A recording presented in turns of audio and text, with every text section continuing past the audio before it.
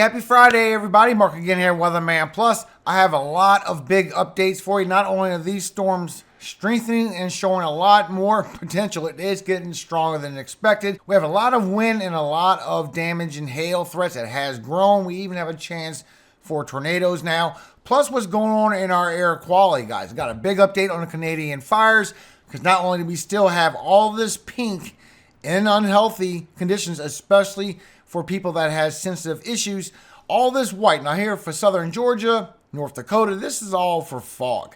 But down here, like for southern Texas, you got a special weather statement, because with the dew points and the heat, you're going to be in 110 degrees heat index for today. Over here for West Virginia, Northern Virginia, you're going to have 2-mile visibility because of all the smoke that's coming through the atmosphere. Also over here for northern Wisconsin, upstate Michigan, you have a fire hazard for today, of very dry conditions. But the second one that's coming in from Canada is going to create more problems. Now, it is going to clear out what you have now, just like I showed you yesterday.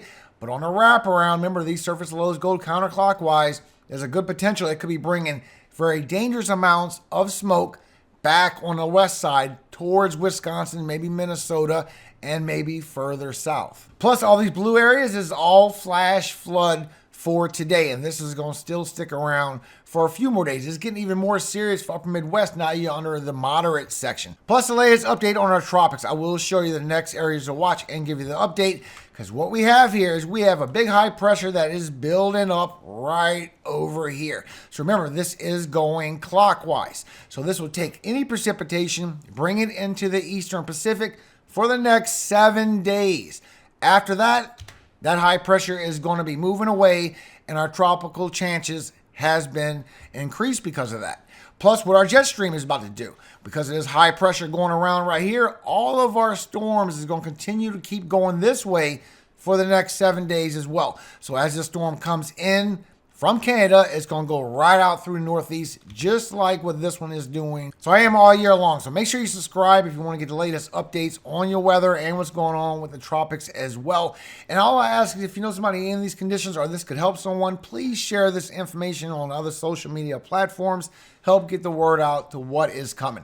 Because this tropical wave we've been watching for almost or a little bit over a week now, and it's still trending. But I'm going to show you what can probably happen out of that. Plus, our next tropical waves, they have come off the coast of Africa. This one is a little further south, and this one up here is a little further to north.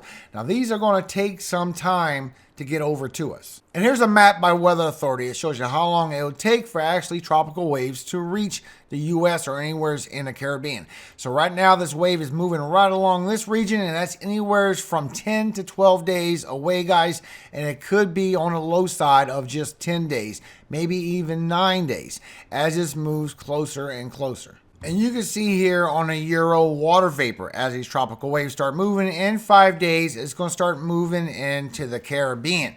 After that, it is going to make its way towards Central America, get towards Honduras and Nicaragua, and there is formation that could come out of this next tropical wave. So you can see this from National Hurricane Center. In 72 hours, we're going to have a tropical wave moving through the Western Caribbean. We're going to have another tropical wave a little further to the south, moving over South America, while we have another tropical wave coming off the MDR. So AccuWeather has put this out, guys. The meteorologist over there is seeing some potentials for growth. So as we have this high pressure and that jet stream brings all of these storms to the east, there is an area to watch off the east coast. I do see a system that could be forming up as we go to next week, mostly next weekend.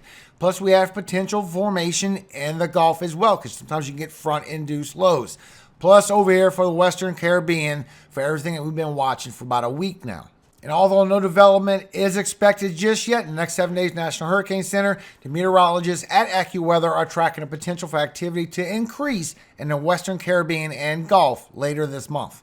Now, you can see here that there's a lot of unfavorable environment. Once we get to June 18th, then we get into that neutral phase. It's not favorable, but it's not unfavorable. And then once we go to June 23rd, it starts raising up our favorable environment. Later in June, it really gets strong. Then as we go for the beginning of July, it is still going to be there and now moving into the MDR. And as we go towards the 10th of July, it has strong favorable environment all across the board, guys. So that's where it's really going to start ramping up really strong. And as we continue going through July, it's going to move through the MDR and stay in the MDR while we stay in a neutral phase. So our hurricane season is really about to ramp up. Now, National Hurricane Center still has nothing out for the next 7 days, guys. I will keep you updated as they post new information. GFS still showing once you go from the 17th to the 18th, that tropical wave is going to form up. Remember, we're going to be in neutral conditions, and then it's going to slowly get into favorable conditions. Still showing 2 potential cyclones, one in Eastern Pacific, one Western Caribbean by the 18th and 19th. Still strengthening up, just like the control member shows, a potential hurricane in the Gulf of Mexico. And this has been trending every single day for about a week, if not a little over a week. Even the control member is still showing this true. And the latest update shows it could still go right up the East Coast, bringing a lot of rainfall to y'all as well, and some winds if this shows true. It's still too far to be showing any impacts. I will show you those as we get closer and a little more accurate. And you can see it did something really wonky. This is an 18Z from late last night, and as it goes into the Gulf, same area, it gets hit with the cold front and it hits a western push. Just sits there and spins for a few days before going towards the Bay of Campeche. So we still don't know what's going to happen with this. It's been showing all across the board. Latest run 6Z. Still gets into our Gulf and maybe spin there for a couple of days and strengthen as it goes to the western. So you can see exactly what's coming out of that. And so far it is showing something very strong, still growing in our Gulf of Mexico. A 964. Very strong hurricane, potentially a Cat 2 still coming our way. So just like I showed you, it'll take about 10 days for this tropical wave to come around, and you can see where the tropical wave is building in these ensembles. So as we keep going forward, you can see that a lot of these ensembles is agreeing that this is going to the Western Caribbean. This is going to build up and start coming somewhere, either over the southeast or in our Gulf of Mexico. Plus, when you look right here for your controlled member, you can see in 10 days you don't have anything, but it starts building once you get to 11 and 12 days as we have this Bermuda high stretching all the way out, pushing that a little further to the west in the Gulf of Mexico. Then it keeps coming, and it still shows what we see this morning, a strong hurricane in the Gulf of Mexico, guys. This is a control member. This is your more than likely outcome. Please pay attention to these tropical updates. Only issue we're having right now is the trend. GFS is doing what GFS does, guys, but it's been trending every run that GFS has been having for over a week. It did not stop continuously. Now, the Euro shows that it really don't have a great chance of formation as it comes towards the Western Caribbean, and it keeps flowing a little bit further to the west. But when you look at the chances for a tropical depression, this is right where Euro sees maybe a kink could happen before potentially favoring the Eastern Pacific. Also the Canadian, so we can follow what is trending just so we can be well-rounded. You see most of it is favoring the Eastern Pacific. So when you look at your chance for a tropical depression, just according to the Euro, you see how your chances for a growth does grow up towards Central America, then it goes into the Eastern Pacific as you get towards 10 days. And as you get towards 9 days, it has a little bit of a kink that could possibly happen with this wave as it comes through, then favors the Eastern Pacific. But if something does form, guys, the next name on the list will be Brett, and after that, it will be Cindy. So let's talk about the severe weather, guys, because you see for Texas, you have over 50,000 people without power from the storms yesterday, and you have more damage and winds coming your way. So for today, you don't have no chances for tornadoes still. You have the chances for wind, and you have chances for hail. Here's your cities and states at risk. Today is really going to be the beginning of it. It's going to start ramping up tomorrow. National Weather Service has a few severe storms capable of producing gusty winds, and possibly marginal hail will be possible late Friday afternoon and evening from eastern Colorado into the southern plains. A few strong gusts and marginal hail will also be possible across parts of southern Georgia and into northern and eastern Florida. And you can see for Saturday, it has ramped up again. We have enhanced section, guys. Now, this is chances for hail. You have the 15% plus the big 30% right here in the red. Here's your cities and states at risk. Your significant severe is the white line on top. That's right inside this 30%. That means at least 2 inches in diameter. Plus chances for wind for tomorrow. You have a big 15% and another 30% right here in the northeastern by DFW. Here's your cities and states at risk. And remember, your tornado chance is very small for tomorrow. You have a 2%. I see this could reach a little bit further to the south in Texas, just from what I can see in the data. National Weather Service has it from 1 or 2 organized clusters of thunderstorms may develop across parts of the southern Great Plains, Red River Valley into north central and northeastern Texas by Saturday through Saturday night, accompanied primarily by a risk for large hail and strong wind gusts. And Sunday, you have more severe weather as this next low pressure comes in from Canada and all this energy gets together over the Ohio Valley, potentially bringing that Canadian wildfire smoke right back around. And you do have this severe weather. Here's your cities and states at risk. National Weather Service has an organized cluster of thunderstorms may evolve across parts of the Ozark Plateau and lower Ohio Valley into mid-south vicinities Sunday afternoon and evening. Initial storms may pose a risk for severe hail before damage and wind gusts become the prominent potential severe hazard. So you can see this from ACRRR for today. You will have them storms brewing right up, and it's not going to be super severe until we get into tomorrow. So once we get into tomorrow morning, tomorrow afternoon, them storms still come up for the south central, going through Texas, going through Arkansas, and coming through the south. And then as you go through Sunday, this is going to move further to the east. But you can see for tomorrow, these storms do brew up in Oklahoma as you go through the morning, and then it expands out through DFW early morning right before noontime. And then it goes a little bit further for the afternoon and kind of spreads apart across Texas, across Louisiana, and it starts headed towards the Tennessee, Kentucky Valley. Now down here, actually, as you go through Saturday evening, is where I'm showing our strongest storms may be for Texas. So I think that tornado chance or large hail could extend even further south. And you can see this on your updraft helicity, which shows either a strengthening cell, maybe some chances for hail, also chances for tornadoes. You can see all the storms brewing up for today all the way till 3 p.m. for tomorrow. But when we start going from 5 p.m. all the way to 9 and 10 o'clock tomorrow night, it starts showing some really strong signatures of some strong cells passing through Texas, either large hail or chances for a tornado. And you can see all this with your wind gusts as well. So as you go later tonight, you're going to start having the 40 and the 50 miles per hour wind gusts from southeastern Colorado going into Kansas, going into Oklahoma, panhandle of Texas by midnight, but still going towards Oklahoma as you go through tomorrow morning, bringing 50 and 60 miles per hour wind gusts. So far, it's showing the highest is 71, but that's just very isolated areas. We say definitely 50 and 60.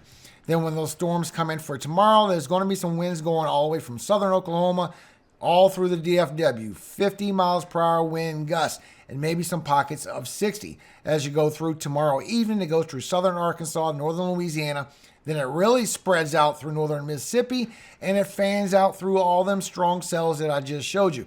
And them strong cells are showing stronger than these up here as far as your wind gusts, so just be aware that that could expand some for Saturday. But all this is coming in for Saturday and bringing these damaging winds with that and the chances for hail with your small chance for tornadoes. But like I said, that could extend further south. And remember, you do have them storms for next week as well. So as you go through today, you have your lightning strikes, you have your lot of storms. Remember, you have the flash flooding as well. As you go through tomorrow, this is where it's strengthening up for Oklahoma, and all that white is indicative to large hail. That's a chance to get some large hail out of these storms that comes with so many lightning strikes, a strengthening cell. So as you go through tomorrow morning, you're really going to get it for Oklahoma, but it's going to spark right back up as you go through tomorrow evening, as it goes through Arkansas, Texas, Louisiana, and it just daytime heating really ramps these cells up. Look at all the white and all these lightning strikes. A lot of lightning strikes. We're talking about over 8,000, almost 9,000 lightning strikes all over the place. But this is a lot of large hail that could be coming with this storm as you go through Saturday and as you go through Sunday. Look how it sparks right back up as it comes from Arkansas down through Texas as well and moves across the southeast. This is a lot of storms that's going to be coming your way with a lot of lightning strikes, a lot of chances for hail, and the damage and winds. A lot of storms still going to be coming your way all the way to next week as you get all that extra rainfall for the south and the southeast. So like I said, your tornado chances are low. So Texas, they have put this out for you for your severe weather. You have high chance for hail. You have a high chance for winds, 60 miles per hour plus, and you have a pretty decent chance for flooding. Your tornado chance is low. For Oklahoma, your National Weather Service has put this out for you. Tornado chance is still very low, but you have chances for up to baseball-sized hail and 60 to 80 miles per hour wind gusts. So just be aware of that, please. Arkansas, your weather office has put this out for you. Your hail size is up to a quarter size, up to 60 miles per hour winds, and once again, your tornado potential is very low. As well as Louisiana, your weather office has put this out for you. You have a good chance for damage and winds, large hail, flash flooding, and your tornado chances are low. So this tornadoes are not going to be ramping up, guys. So please be aware that this is going to be for damage and winds and large hail. In Mississippi, your weather office has put this out for you. It does start weakening down as it comes towards you, but you could get some damage and hail. Your slight risk is for severe storms, possible damage and wind gusts up to 60 miles per hour and hail up to a quarter size. So you can see with National Weather Service, the next 3 days, next 72 hours, it is bringing a lot of heavy precipitation to the upper Midwest. It's also going to start coming across a lot of drought areas that is going to need this rainfall. So this is going to be some good rainfall that is coming for y'all. It's a good thing. Still showing as that system comes in from next Monday all the way to next weekend that it's going to bring potentially some more heavy flooding across the south and the southeast, not to mention some more heavy rainfall for the northeast. So there's still a lot more rain to come. So now you can see how the flash flooding has ramped up. Not only the slight risk with all the marginal everywhere, but now you have the moderate section for Montana for today. For tomorrow, it has grown in our slight risk areas for our chances for flash flooding. This is growing, guys. As we come through Sunday, it's going to be there again. As we go through the Tennessee-Kentucky Valley with those storms, you have a slight risk with all the marginal, and now you still have it for Colorado. As you go through Monday, it's still going to be there for Colorado, and as you go through Tuesday, you still have marginal all across the U.S. And the update on our heat. So you did see how you have potentially 110 degree heat index for southern Texas for today. Our excessive heat is expanding still from the 16th all the way through the 19th towards the panhandle of Florida. And a drought is going to start appearing from northern Louisiana, central to southern Mississippi, and southern Arkansas because of this pattern. Still showing starting Tuesday, them hundreds are really going to start moving in as you go through. Wednesday is going to move in again with those very hot temperatures. Now, GFS is showing these hundreds can go all the way up to Oklahoma. Take that with a grain of salt. Euro is a better model. And what's trending in the tropics is trending with what Euro is saying as well. So let's remember that. As we go through Wednesday, it's going to bring those hundreds again. Remember, this is shifting towards the southwest. So as you go through Thursday, you're going to have those hot degree temperatures. It's really going to be your worst day. 106 degree temperatures, 110 in southern Texas, northern Mexico. That's just your temperatures. That's not your heat index. So that's by Wednesday. By Thursday, it's still going to be there, but it's going to start shifting. By next Friday, it's going to start shift towards the southwest. That's where you're going to start feeling these temperatures. So let me update you on the Canadian fires as well as what's going on with these Canadian fires. So as you see for today, you have a lot of yellow going all the way down. Now this yellow is a moderate. Now healthy is 15 to 25 particulates of matter. That's still okay. Once you get to the 50 or above, people start questioning, hey, do you have asthma? Do you have breathing problems? Because that's where it starts getting to a little bit dangerous for your unhealthiness. Now, the mask, these particulates are so small, the masks really don't help. I know they pass them out, and it's kind of a good thing they're doing something. It's not going to stop the particulates that gets within that mask. It'll go right through it. Plus, inside these particulates is gas. So you do need to watch out for your unhealthy breathing. See how the orange that you have for today, and remember that low is pushing this right back along the coast.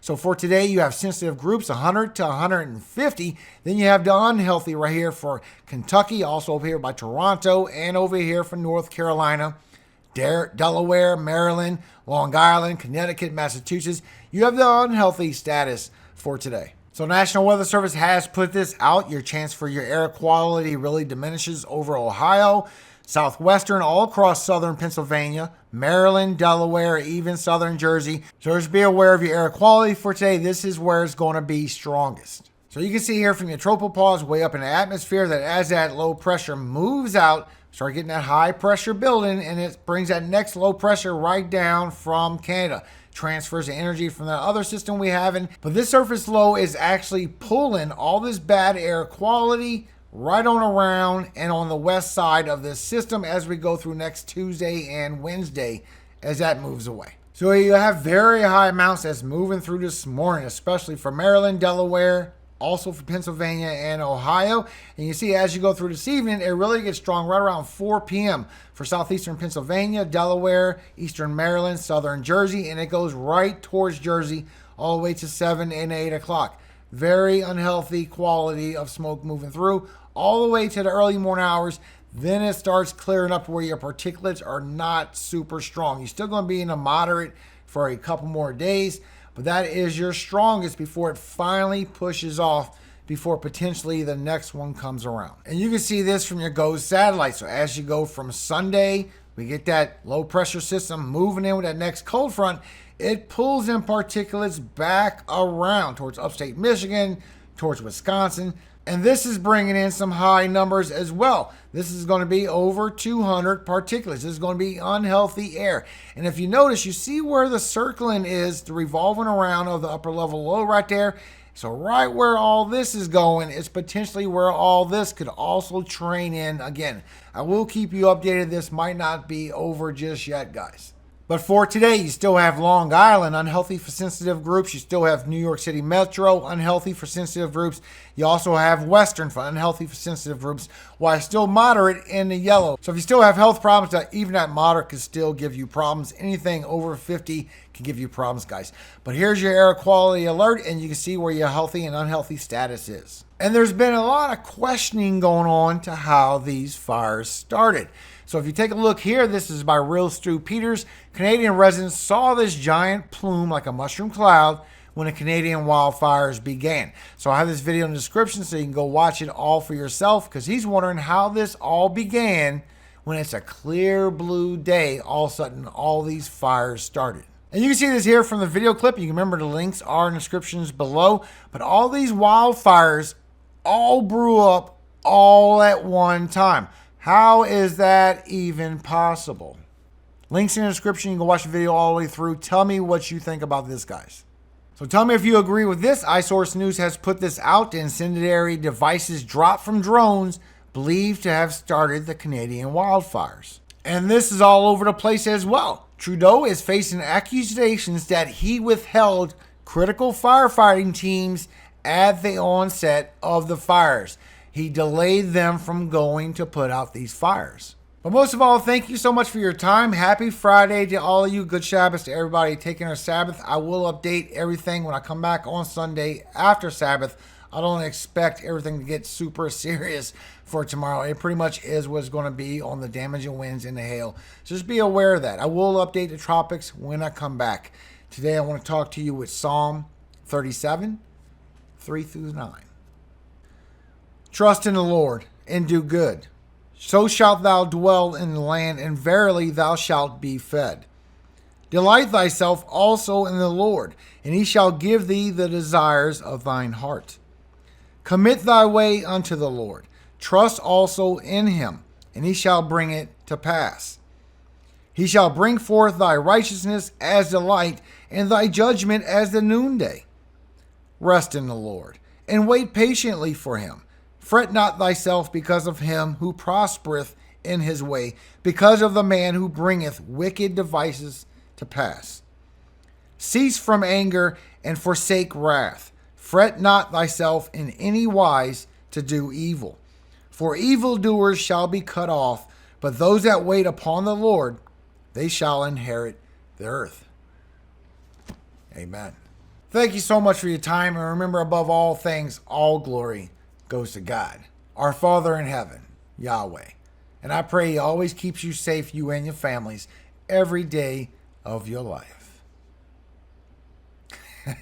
Amen. Hallelujah. Amen to that. Happy Friday, everyone.